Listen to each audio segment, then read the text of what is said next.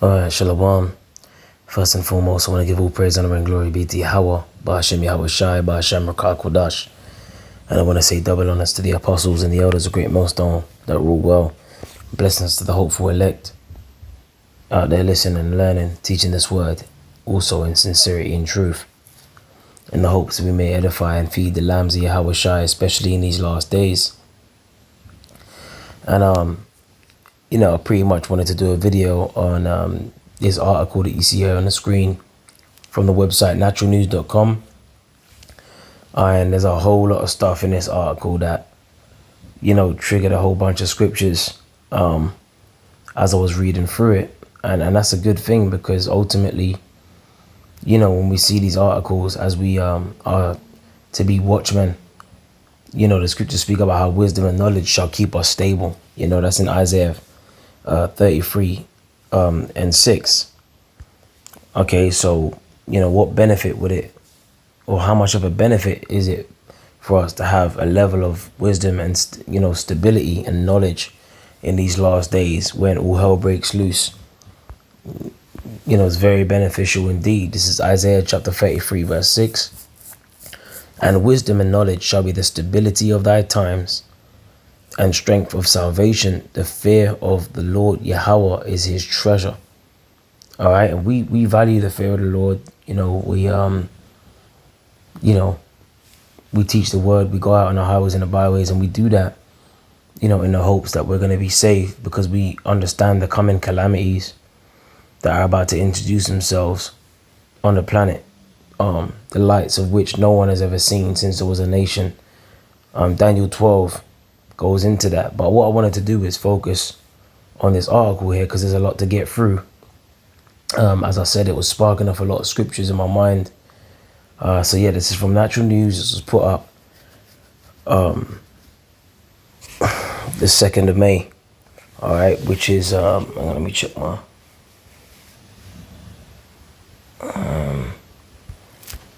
which is today. It says Trump unleashes economic doomsday on America with secondary sanctions that block all exports from China with no exceptions. Okay. So now this guy Trump, and that's why, the apostles have been saying, we hope Trump gets in power, because he's going to be the guy to set this thing off. And, everyone that voted for Trump, thought that he was going to make America great again. He's done, exactly the opposite of that. And now his approval ratings, apparently, rumor has it that his approval ratings have fallen down to about 40 odd percent, 43% or something like that.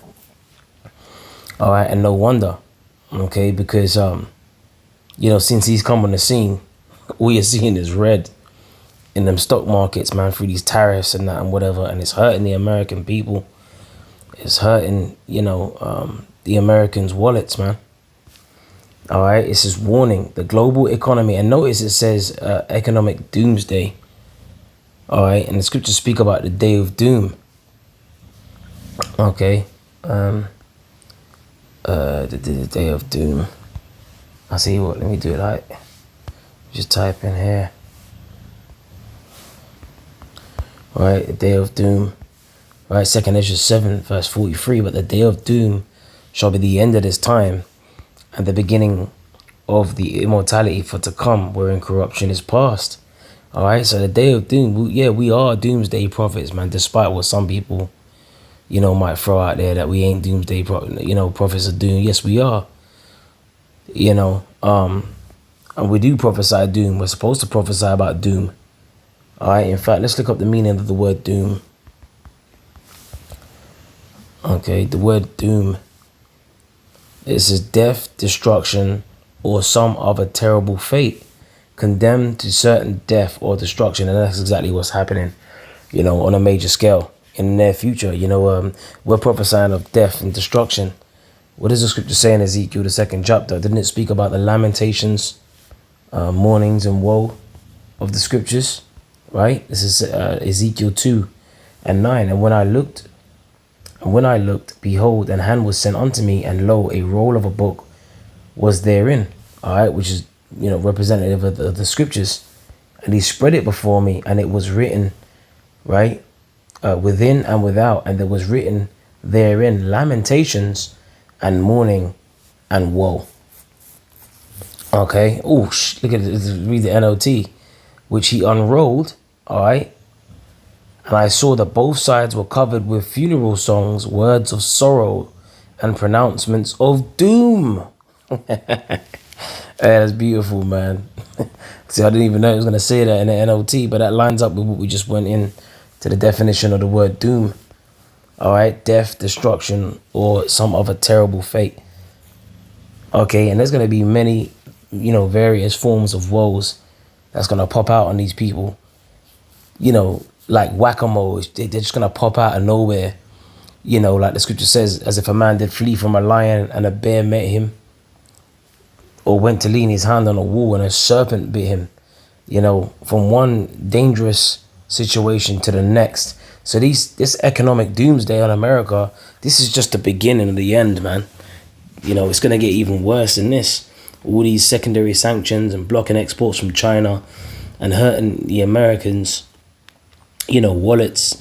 This is just getting started. This is the global economy is teetering on the brink of catastrophic collapse as President Trump escalates economic warfare against Iran. Right, so not only are they threatening to bomb Iran, and coincidentally, you just had you had a bomb go off in Iran recently. All right, coincidentally, and that was after Trump threatened, to bomb Iran. All right, which then you had, Gog, pretty much, the Lord said he will put hooks in Russia's jaws, which is Gog, pretty much to be, a defense for the weaker nations, basically. That's in Ezekiel 38. Okay, and when you go into Ezekiel 38, it says, "Be thou a guard unto them." Persia is mentioned as one of the first nations to be protected by Russia. All right, and the modern day Persians are the Iranians. All right, so pretty much Putin came out and said, look, that's unacceptable, threatening to bomb Iran and because of their nuclear enrichment program. Trump at the helm of the US, he's going to do something to really upset, the American or the allies of America. That's why the scriptures speak about the 10 horns that shall hate the whore. The whore represents America, and the beast represents, with 7 heads and 10 horns. That's NATO and the EU. All right, and the allies of the whore, which is America, are going to turn on the whore and burn her with fire. Right? It says, Trump escalates economic warfare against Iran with devastating secondary tariffs, effectively declaring a trade embargo against China, the world's largest buyer of Iranian oil. Now, you mess with a man's money, it's on. You see, so what we have to do is, we have to understand now why is this going to be or have a rippling effect, because Iranian oil, they sell, a lot of their oil goes through the Straits of Hormuz, which we're going to read about now. Now, the Straits of Hormuz, all right, is responsible for around, I believe it's 20 to 30% of the world's oil. All right, and now if they stop moving their oil through the Straits of Hormuz, which the word strait means a position of difficulty. All right, because when you look up the Strait of Hormuz, it's like a narrow pathway. Now, if that gets blocked off, or if they stop moving oil through there, that's going to have catastrophic effects on, the price of oil, all right, on a global scale. And that's going to send prices of everything, sky high. It says, this is economic warfare on a scale never before seen, and the consequences will be apocalyptic for global supply chains, energy markets, and the daily lives of average Americans. Right? If Iran retaliates by blocking the Strait of Hormuz, we could see oil prices explode to $200 to $300 per barrel, triggering hyperinflation. food shortages, right? And industrial paralysis across Europe and Asia. Barakatah Yahweh Ba'ashem Yahweh Shai, man. All right, and this is why, you know, we do these videos,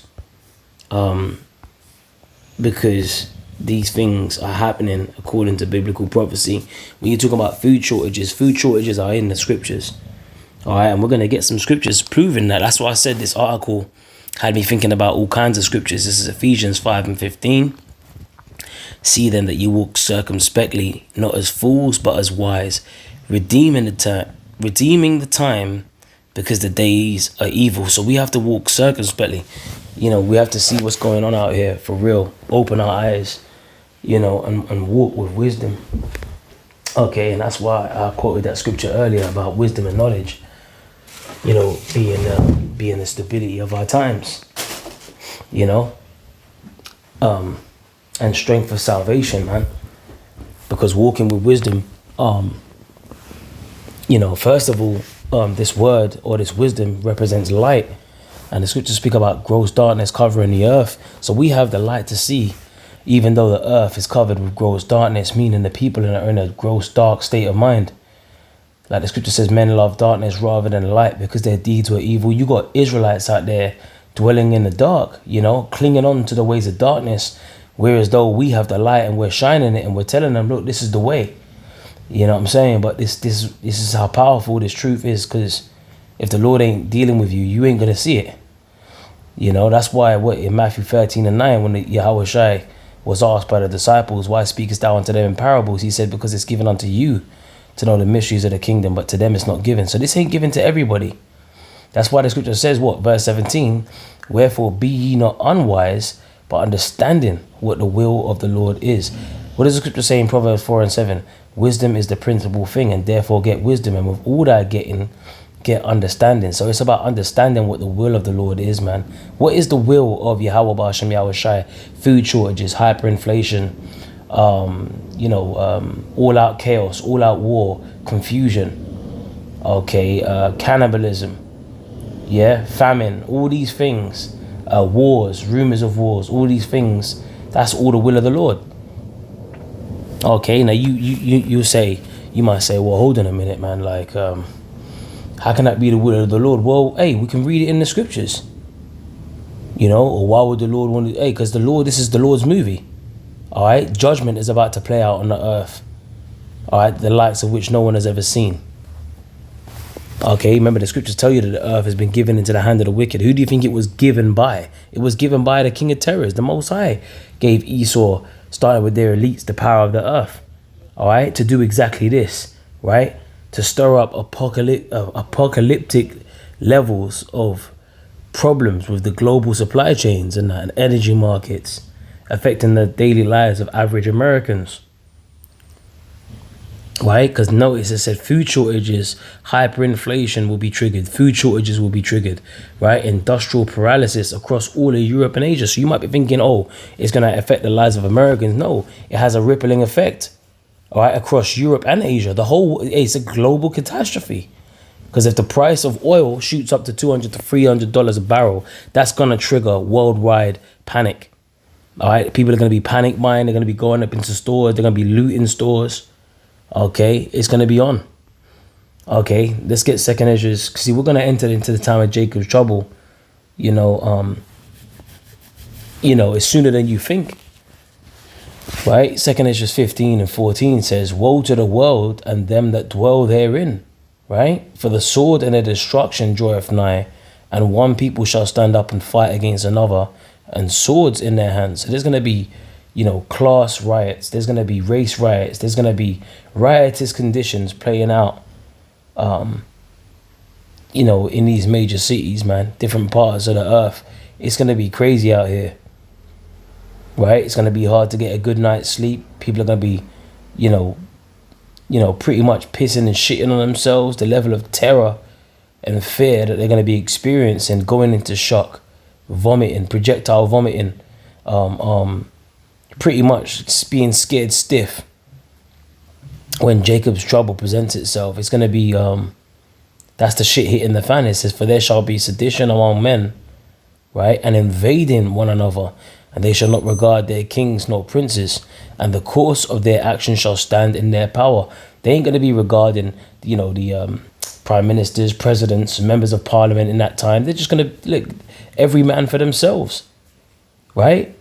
There's going to be factions, man, like they show you in that show, The Last of Us, or The Walking Dead, or The Road. You're going to have people, or Mad Max. It's going to be like Mad Max out here, man. Right? It says, a man shall desire to go into a city and shall not be able. Yeah, you're going to have checkpoints for the chip, the mark of the beast being pushed, because they need this global catastrophe. They need all out chaos because they want to push out that chip now.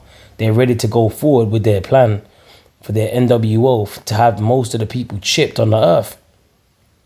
Okay? To connect you to the Internet of Things so that they can play the Most High, so that they can pretty much make you a walking smartphone. They can track and trace you. They can monitor how you buy and sell. They can, everything that you can do with a smartphone is going to be inside of you, connecting you to the cloud, basically. You're just going to be data. All right? That's that whole transhumanism. That's what that's all about. Like they show you in that limited series that came out in 2019, Years and Years, a UK production. All right, and you had that light skinned chick that she wanted with the curly hair, and she wanted to be transhuman, and she changed her fingers into she put wires in her fingers, and she could answer her phone with a click of a finger, and she was connected to the Internet of Things, basically. She could move computers with just by thinking it. So she was pretty much upgraded on the left-hand side, and they're going to present it to the people like it is an upgrade. They've even got a movie called Upgrade featuring the chip. All right. So you're going to have chipping stations. You're going to have concentration camps. That's what this is talking about. A man shall desire to go into a city and shall not be able. You had the lockdowns. That played out. For because of their pride, the city shall be troubled. The houses shall be destroyed, and men shall be afraid. Right? So because of their pride, the city shall be troubled, man. All right? And a man shall have no pity upon his neighbor, but shall destroy their houses with the sword and spoil their goods. What? Because of the lack of bread and for great tribulation, man. Okay? So if Iran retaliates by blocking the Strait of Hormuz, now the Strait of Hormuz, okay, oil. How much oil goes through Strait of Hormuz? Right. So I typed in how much oil goes through the Strait of Hormuz. Okay. And AI overview, it says approximately 20 to 30% of the world's oil trade, about 21 million barrels per day. Now, can you imagine 21 million barrels per day, the price of that being $200 to $300 each, right? Passes through the Strait of Hormuz. This makes it a critical transit point for global oil and gas supplies. Okay. It says the strait also handles a significant portion of the world's liquefied natural gas shipments, with over a fifth of the world's supply passing through. So gas, energy, all of these things you're gonna have blackouts. You're gonna have all out chaos, man. All right. Now let me type in what's the average price of barrel of oil. Oil price. Per oil price per barrel today. Right. It says, what is the oil price of per barrel today? 59.60. I don't know if that's dollars. They don't really.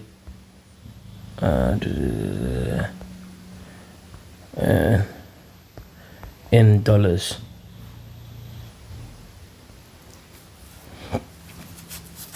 All right. Let's see if we can.